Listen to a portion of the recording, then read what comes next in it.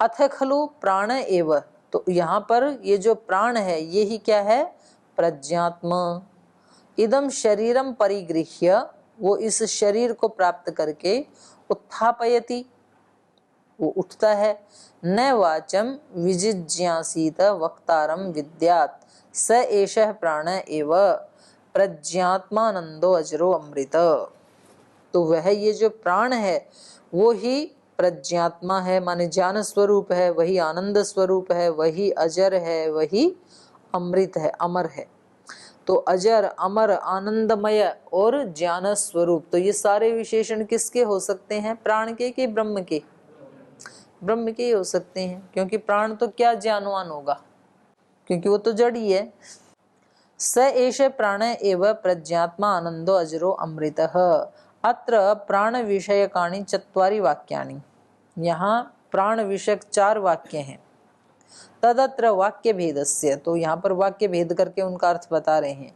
चातुर्विध्यम अथः, अथ च क्षेत्र भेदस्य अपि चातुर्विध्यम अस्ति, वाक्य भी 4 हैं और उन वाक्यों के क्षेत्र भी 4 हैं, उन चारों वाक्यों में क्षेत्र का भी भेद है। तत्र प्रत्येकस्मिन् वाक्ये प्रत्येकस्मिंश्च क्षेत्रे प्राण शब्दो भिन्न भिन्नार्थको अवभासते। तो इनमें ये जो कौशिक की ब्राह्मण का उदाहरण दिया था, यहाँ पर प्रत्येकस्मिन् क्षेत्रे, प्रत्येक क्षेत्र में प्राण शब्दों भिन्न भिन्न अर्थ को, भिन्न भिन्न अर्थ वाला अवभासते, आभासित होता है। अस्थि ही इत्थम भेद व्यपदेशः, क्योंकि यहाँ पर भेद का व्यपदेश ही किया गया है, जैसे उदाहरण दे रहे हैं देखो। तो पहला वाक्य है प्राणो अस्मि प्रज्ञात्मा तम माम आयु अमृतम इति उपास्व, ये प्रथम वाक्य है। इति प्रथमे वाक्य इंद्रे, प्राणोस्मि, मैं प्राण हूं, ये कौन बोल रहा है, इंद्र बोल रहा है। यहाँ ऊपर आया था ना कौशिक की ब्राह्मण में, इंद्र उवाच, तो इंद्र कह रहा है प्राणोस्मि, मैं प्राण हूं, प्रज्ञात्मा, मैं ज्ञानवान आत्मा हूं, तम माम, उस मुझ प्राण को या प्रज्ञात्मा को, मुझ इंद्र को, आयु अमृतम इति उपास्व, तम माम उपास्व आयु अमृतम इति, उस मुझ इंद्र की, प्राण स्वरूप इंद्र की तुम उपासना करो। किसके लिए, आयु के लिए और अमृतत्व के लिए। तो ये जो प्राण है इसकी उपासना करके तो किसी को अमृतत्व की प्राप्ति नहीं हो सकती। तो यहाँ पर जो इंद्र है और जिस प्राण की उपासना करने के लिए यहाँ कौशिक की ब्राह्मण में कहा जा रहा है, वो प्राण कौन है, ब्रह्मात्मा है। यद्यपि यहाँ पर इंद्र बोल रहा है, इंद्र कह रहा है प्राणोस्मि प्रज्ञात्मा तम माम उपास्व अमृतम आयु, आयु अमृतम, आयु बढ़ाने के लिए और अमृतत्व को प्राप्त करने के लिए उस मुझ प्राण की उपासना करो। अथ खलु प्राण एव प्रज्ञात्मा इदम शरीरम परिगृह्य उत्थापयति इति द्वितीय वाक्ये प्राणवायु। और वहां पर ही जो दूसरा वाक्य है, वहां पर जो प्राणवायु है उसका वर्णन कैसे किया है, नवाचम विजिज्ञासीत वक्तारम विद्यात्। द्वितीय वाक्य में क्या कहा, प्राणवायु, वायु को ही प्राण कहा। नवाचम विजिज्ञासीत वक्तारम विद्यात्, वाणी जो है वाचम विजिज्ञासीत, उसी को ही जाना, वक्तारम विद्यात्, वाणी को नहीं जानना, उस वाणी वाले को जानना है, वक्तारम विद्यात्। क्योंकि यहाँ पर प्राण क्या है, वायु है, तो वायु ही बोल रहा है कि मुझे जानो। तो वायु जो स्थूल वायु है वो थोड़ी किसी को अमृतत्व की प्राप्ति करवाएगी। तो न वाचम विजिज्ञासीत, यहाँ वाणी को नहीं जानना बल्कि वक्तारम विद्यात्, वो वाणी बोलने वाला है उसको जाना। उपनिषदों में भी तो ऐसे ही आया है कि तुम इस मन को मत जानो, मन के माध्यम से जो मनन कर रहा है उसको जानो। जो आंख से देख रहा है उस आंख को मत जानो, आंख के माध्यम से जो देख रहा है उसको तुम ब्रह्म जानो। केनोपनिषद का पूरा है ना लंबा चौड़ा उपदेश। यन मनसा न मनुते ये नाहुर मनोमतम तदेव ब्रह्मत्वम विद्धि नेदम यदिदम उपासते। इस मन की जो उपासना करे ये ब्रह्म नहीं है। इस मन के माध्यम से जो मनन कर रहा है उसको तुम ब्रह्म जानो और उस ब्रह्म को प्राप्त करने के लिए प्रयास करो। ऐसा ही वर्णन यहाँ पर है। ये भी कह रहे हैं न वाचम विजिज्ञासीत, वाणी को नहीं जानना है बल्कि वक्तारम विद्यात, उस वक्ता को जानना चाहिए। इति तृतीय वाक्य जीवः, जो पहला वाक्य था प्राणोस्मि प्रज्ञात्मा तम माम उपास्व, तो यहाँ पर प्राण का मतलब क्या था? इंद्र। अथ खलु प्राण एव प्रज्ञात्मा इदम शरीरम परिगृह्य उत्थापयति, ये दूसरा वाक्य था। प्राण ही क्या है? प्रज्ञात्मा है और उस प्रज्ञात्मा से ही इदम शरीरम परिगृह्य उत्थापयति, इस शरीर को प्राप्त करके इसको उठाता है, मतलब इसमें वृद्धि आदि होते हैं। ये दूसरा वाक्य था। तो इसमें प्राण का मतलब क्या है? प्राण वायु। फिर तीसरा वाक्य है न वाचम विजिज्ञासीत, वाणी को नहीं जानना, वक्तारम विद्यात, वाणी वाले को जानना चाहिए। तो यहाँ पर इति तृतीय वाक्य जीव, क्योंकि वाणी के माध्यम से कौन बोल रहा है? आत्मा ही बोल रहा है। तो यहाँ जीव अर्थ लिया जाएगा। स एष प्राण एव प्रज्ञात्मानंदो अजरो अमृत इति, फिर ये चौथा वाक्य है, वह यह प्राण ही है जो प्रज्ञात्मा है, आनंद है, अजर है, अमर है। तो यहाँ पर प्राण से क्या लिया जाएगा? ब्रह्म। तो ये चारों वाक्य ब्राह्मण ग्रंथ के हैं। एवं चतुस्सु वाक्येषु क्रमशः इंद्रः प्राणवायु जीव ब्रह्म एते वाक्यार्थ अभिनायका अवभासन्ते। तो ये चारों अर्थ जो हैं वो इंद्र, प्राणवायु, जीव और ब्रह्म इनके वाचक हैं। ये जो चार वाक्य हैं इसमें अलग अलग चार का कथन किया जा रहा है। पहले वाक्य में प्राणोस्मि, ये इस वाक्य में इंद्र को लिया जाएगा, दूसरे में प्राणवायु को, तीसरे में जीवात्मा को और चौथे में ब्रह्मात्मा को। तो कह रहे हैं इत्थम वाक्य भेदेशु प्राणस्तु समान विद्यते, चारों ही वाक्यों में प्राण प्राण आया है, लेकिन एक जगह प्राण से जीव लिया जा रहा है, एक जगह प्राण से ब्रह्म लिया जा रहा है, एक जगह प्राण से प्राण ही लिया जा रहा है, प्राण वायु, और चौथी जगह प्राण से जीवात्मा लिया जा रहा है। तो है तो एक ही शब्द प्राण, लेकिन चारों जगह चार अर्थ दे रहा है प्रसंग के अनुसार। प्राणस्तु समानो विद्यते स तु ब्रह्मवाचक एव, यतो ही प्राण शब्दस्य ब्रह्मवाचकत्वे चतुस्सु वाक्येषु अपि अनुगमनम अर्थ साम्यम विद्यते एव। कह रहे हैं ऊपर से देखने में भले ही ये चार इसके वाच्य दिखाई दे रहे हैं प्राण के, लेकिन वास्तव में आध्यात्मिक दृष्टि से देखेंगे तो चारों ब्रह्म का ही कथन कर रहे हैं। इंद्र का मतलब कोई ब्रह्म से अलग इंद्र नहीं है, उसी ब्रह्म का ही इंद्र नाम है। और दूसरे में उसी को ही क्या कहा? प्राणवायु वही है, और तीसरे में जीव भी वही है, और चौथे में ब्रह्म तो है ही, चौथे में तो स्पष्ट ही है। तो ये चौथे वाला तो स्पष्ट ही है। जो चतुर्थ वाक्य कहा था उसमें कहा था ना स एष प्राण, वह यह प्राण ही, प्रज्ञात्मा आनंदो अजरो अमृतः, वह यह प्राण ही कैसा है? प्रज्ञावान है, माने ज्ञान रूप है, और प्राण ही आनंद रूप है, प्राण ही अजर है, प्राण ही अमृत है। तो यहाँ तो स्पष्ट पता चल रहा है कि ब्रह्म के बारे में कहा जा रहा है। लेकिन ऊपर के जो तीन वाले हैं उसमें ऊपर से देखने में क्या लगता है? कहीं इंद्र को कहा जा रहा है, कहीं प्राणवायु को, कहीं जीव को। तो इत्थम वाक्य भेदेशु प्राणस्तु समानो विद्यते स तु ब्रह्मवाचक एव, यतो ही प्राण शब्दस्य ब्रह्मवाचकत्वे चतुस्सु वाक्येषु अपि, क्योंकि प्राण को यदि ब्रह्म का वाचक कहते हैं तो चारों वाक्यों में भी अनुगमनम अर्थ साम्यम विद्यते एव, तब तो इन चारों वाक्यों में अनुगमनम, इनमें सामंजस्य बैठ जाएगा और अर्थ साम्यम विद्यते, व अर्थ का भी एक समानता हो जाएगी।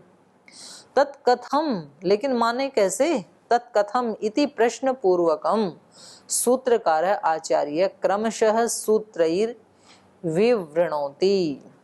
लेकिन सूत्रकार को तो पता है, पर सामान्य व्यक्ति को तो समझ में नहीं आएगा ना कि चारों वाक्यों में ब्रह्म का ही कथन है, ऐसे समझ में नहीं आएगा। तो इसलिए ये प्रश्न उठता है कि क्यों हम चारों में ब्रह्म को ही क्यों माने, जब वहां पर स्पष्ट ये इंद्र कह रहा है कि प्राणोस्मि, मैं प्राण हूं, और माम उपास्य, मेरी उपासना करो। तो क्यों ना हम वहां इंद्र के कहने से इंद्र ही क्यों ना ले, ब्रह्म क्यों ले? तो ये प्रश्न उठता है ना।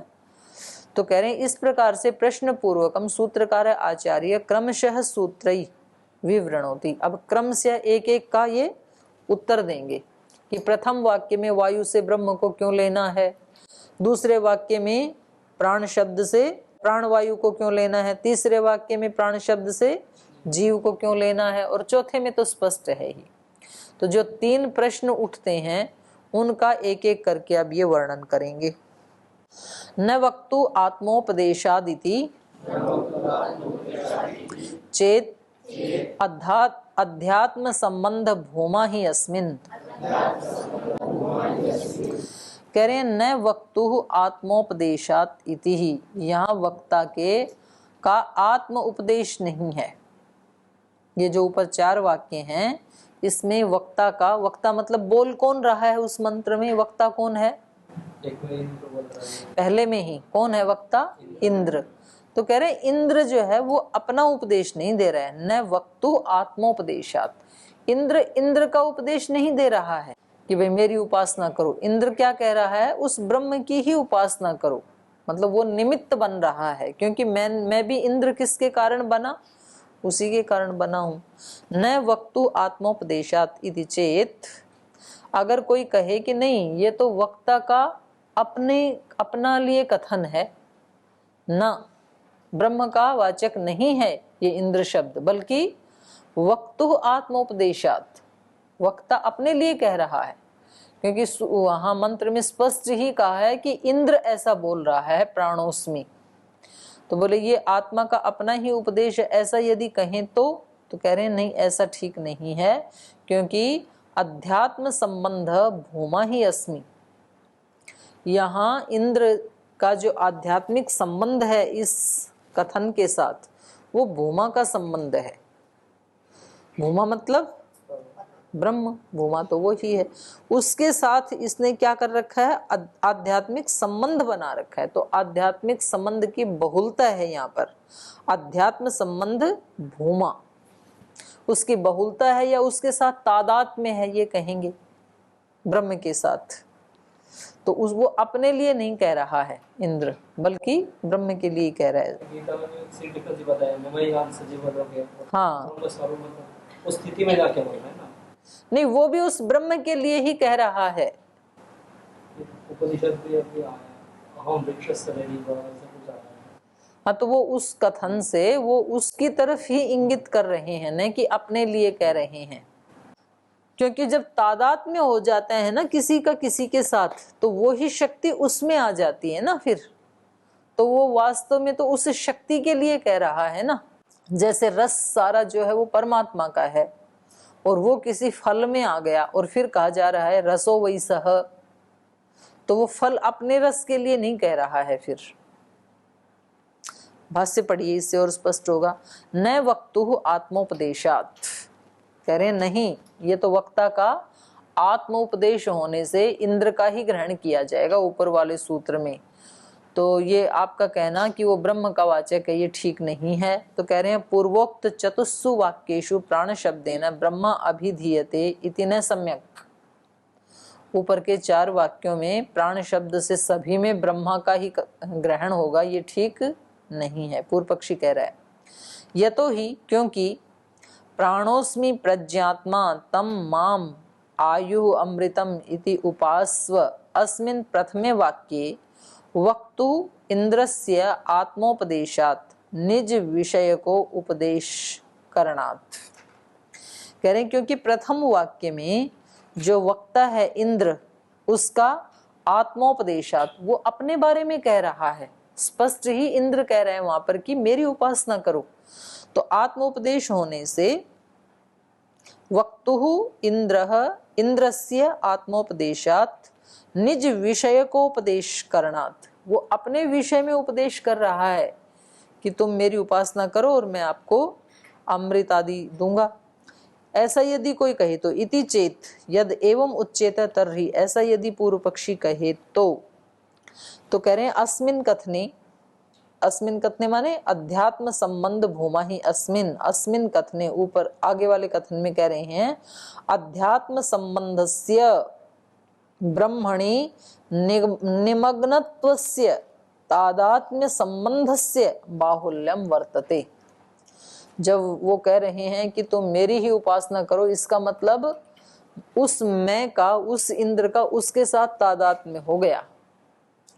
जैसे वो थे ना अपने एक महात्मा हुए ना राम, बादशाह राम, उनके साथ सरनेम क्या लगता है, राम बादशाह ही बोलते थे अपने आप को। एक फकीर हुए, सन्यासी हुए हैं, तो बोलते थे ये सूर्य में मैं ही चमक रहा हूँ, चंद्रमा में भी मैं ही चमक, वायु में भी मैं ही बह रहा हूँ। इसका मतलब उस व्यक्ति ने उन सब के साथ एक तादात्म्य स्थापित कर लिया। तो जब तादात्म्य स्थापित हो जाता है तो वो व्यक्ति जिसके साथ तादात्म्य स्थापित हुआ उसी को रिफ्लेक्ट करता है। जैसे आप नाटक देख रहे हैं और कोई पात्र आपका बहुत ही पसंदीदा है, तो फिर आप क्या करते हैं, उस पात्र के साथ अपने आप को तादात्म्य कर लेते हैं आप। तो जब उस पात्र को कोई खुशी मिलती है तो आप उछल पड़ते हैं, और जब उस पात्र के ऊपर कोई संकट आता है तो आप घबराने लगते हैं, और जब वो पात्र जो है बिल्कुल मारा गया तो आप कहते हैं अरे मर गए। मरे कहाँ, आप तो जिंदा हो। तो ऐसा बोलते क्यों हैं, तादात्म्य के कारण। किसी रामायण में किसी बहन ने सीता के साथ अपना तादात्म्य कर लिया, तो अब सीता को कैकेयी कहती है वल्कल वस्त्र पहनो और जाओ, तो उसकी आंखों में आंसू आने लगते हैं। किसी ने द्रौपदी के साथ तादात्म्य कर लिया देखते देखते, तो वहां पर द्रौपदी का चीर उतारा जा रहा है और इसको लग रहा है मेरा ही उतर रहा है, वो रो रही है। आप क्रिकेट खेलते हो, आपने सचिन आदि के साथ तादात्म्य स्थापित कर लिया, तो उसके पैर में चोट लगती है और आप निढाल होके गिरते हो, अरे मारे गए, और वो कोई चौका छक्का मारता है और आप उछलने लगते हो। तो ये ऐसा क्यों होता है। और यदि देश जीत गया तो आपको लगता है मैं जीत गया, हम जीत गए, और यदि हार गया तो हम हार गए। लोग तो टीवी को फोड़ देते हैं, उठा के फेंक देते हैं कि तुमने हार कैसे दिखाई, फिर तू क्यों नुकसान कर रहा है, कल फिर खरीद के लाना पड़ेगा। इसमें टीवी का क्या दोष है, क्योंकि उस व्यक्ति ने तादात्म्य कर लिया। तो ऐसे यहाँ इंद्र ने ब्रह्म के साथ तादात्म्य कर लिया, तब इंद्र बोल रहा है कि माम उपास्व प्राणोस्मि, मैं ही प्राण हूं, मेरी उपासना करो। लेकिन वास्तव में ये क्यों हो रहा है, अध्यात्म संबंध भूमा ही अस्मि। यहाँ पर इन दो का, इंद्र का और ब्रह्म का जो संबंध, ये कैसा संबंध है, अध्यात्म संबंध है। और उस भूमा के साथ मतलब ये अपने आप को भूमा ही मान रहा है, तादात्म्य कर लिया इसने। वही कह रहे हैं यहाँ पर अस्मिन कथने, इस कथन में अध्यात्म संबंधस्य ब्रह्मणि निगमनत्वस्य। तो ये जो अध्यात्म संबंध है, इस संबंध का अर्थ क्या है, ब्रह्मणि निमग्नत्वस्य, निमग्नता का, ब्रह्म में निमग्न जो हो गया है उस निमग्नता का, तादात्म्य संबंधस्य, वो जो तादात्म्य संबंध है उसका बाहुल्यम वर्तते, उसकी बहुलता है। तादात्म्य संबंध भी तीन प्रकार का होता है, एक तो सामान्य तादात्म्य, एक फिर मध्यम कोटि का, और एक सर्वोच्च कोटि का तादात्म्य, जिसमें बिल्कुल ही वो व्यक्ति अपने आप को वो ही मान बैठा है। तो यहाँ पर क्या है, तादात्म्य बाहुल्यम वर्तते। जब इंद्र कह रहा है माम उपास्व, तो इंद्र का उस ब्रह्म के साथ महान तादात्म्य हो गया है। तद बाहुल्यात, उस बाहुल्य के कारण, तद धर्मोपाधि वशात, उस धर्म की उपाधि के कारण। जैसे हमने शरीर को ही आत्मा मान लिया, तो शरीर को ही मैं की उपाधि हम देते हैं कि नहीं 24 घंटे। शरीर को कोई कष्ट है तो मैं, मेरे को कष्ट है, शरीर सुखी है तो मैं सुखी हूं।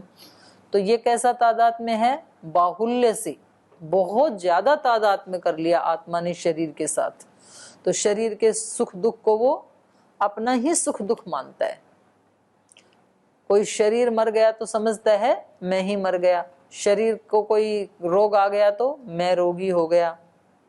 तो ऐसे ही यहाँ पर भी तद बाहुल्यात, तद बाहुल्यात माने तद धर्मोपाधि वशात, उस धर्म की उपाधि के वशीभूत होकर के खलु इंद्र एवं ब्रवीति, ये जो इंद्र है ये इस प्रकार से बोल रहा है। किस प्रकार से बोल रहा है? प्राणोस्मि प्रज्ञात्मा तम माम आयु अमृतम इति उपास्व, ऐसे बोल रहा है ये।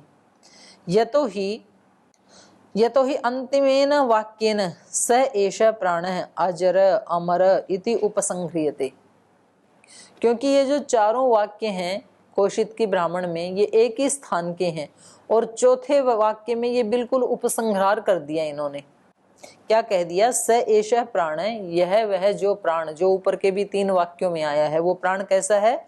अजर है, अमर है। तो अजर अमर तो ब्रह्म ही हो सकता है ना, तो ये स्पष्ट दिख ही रहा है। स एष अजर अमरः आनंद प्रज्ञात्मा, ये कहा ना चौथे वाक्य में।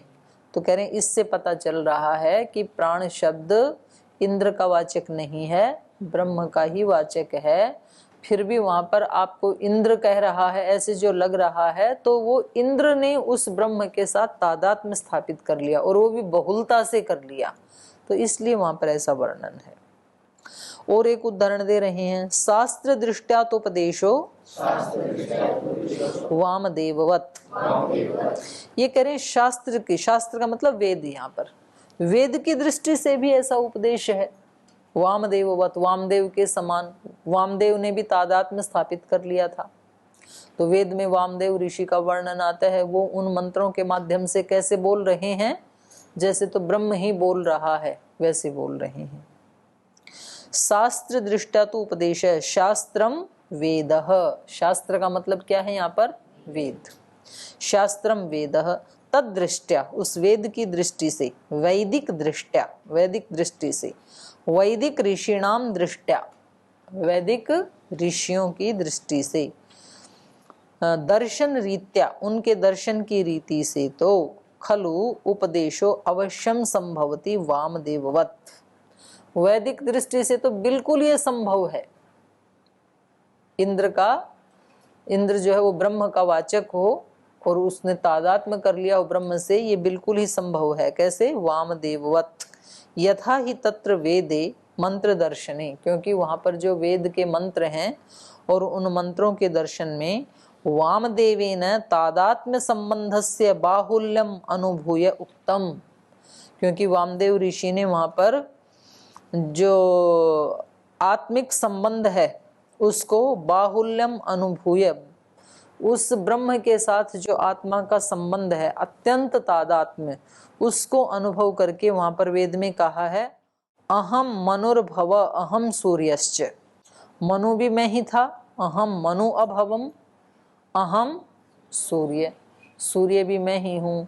ऐसे गीता में भी किया ना कि मैं ही पहले भी आया था, अभी भी हूँ, आगे भी होते रहेंगे हमारे जन्म, मैंने ही सबसे पहले उसको उपदेश दिया था, ये मैं ही अब आपको दे रहा हूँ। तो ऐसा ही वर्णन है गीता में भी। ऐसे ही यहाँ पर ये वेद का भी बता रहे हैं। वहां पर वामदेव ऋषि क्या कह रहे हैं? अहम मनुर अभवम, मैं ही मनु था, और अहम सूर्यश्च, और इस सूर्य में भी मैं ही चमक रहा हूँ। तो इसका मतलब क्या है? सूर्य में तो ब्रह्म चमक रहा है, कोई मनुष्य थोड़ी चमक रहा है। तो उसने उसके उस ब्रह्म के साथ इतना तादात्म्य स्थापित कर लिया। यद्यपि वो ब्रह्म नहीं है, लेकिन वो ब्रह्म की ही शक्ति उसमें रिफ्लेक्ट हो रही है, ये भी बिल्कुल सच है। जैसे कोई वस्तु अग्नि में डाल दी, समिधा अग्नि में डाल दी, तो अब समिधा क्या बन गई? अग्नि ही बन गई। तो यद्यपि अग्नि समिधा का स्वरूप नहीं है, लेकिन समिधा क्या हो गई, अग्नि के साथ बाहुल्य से तादात्म्य हो गया उसका। और अब समिधा कहे कि मेरे को छूना मत, नहीं तो जल जाओगे। तो समिधा में तो अपनी कोई अग्नि थी नहीं, तो कैसे जल जाएंगे। तो वो जो कह रही है समिधा, यदि वो अंदर गिर करके कह रही है तो बिल्कुल ठीक कह रही है, हवन कुंड में गिर के कह रही है तो यदि, क्योंकि अंदर गिरने के बाद वो क्या हो गई, अग्नि रूप ही हो गई, उसका अग्नि के साथ बाहुल्य से तादात्म्य हो गया। तो ऐसे ही यहाँ मंत्र में जो इंद्र कह रहा है प्राणोस्मि, तो ये प्राण का मतलब यहाँ ब्रह्म ही है, लेकिन इंद्र का ब्रह्म के साथ तादात्म्य स्थापित हो गया, इसलिए ऐसा उपदेश किया जा रहा है। तो आगे के जो 2 बच गए फिर 2 वाक्य, उनका इस अगले सूत्र में खंडन किया गया है। तो ये जीव वाला बच गया एक तो, और एक मुख्य प्राण का बच गया। दूसरे और तीसरे वाक्य में इनका कथन था ना, एक प्राणवायु का एक जीव का। तो कह रहे हैं कि इनका कैसे, हम इनका अर्थ कैसे ब्रह्म लें, तो ये फिर कल पढ़ेंगे, क्योंकि आज का तो समय हो गया, तो इसको कल पूरा कर देंगे। आज यहीं विराम लेते हैं।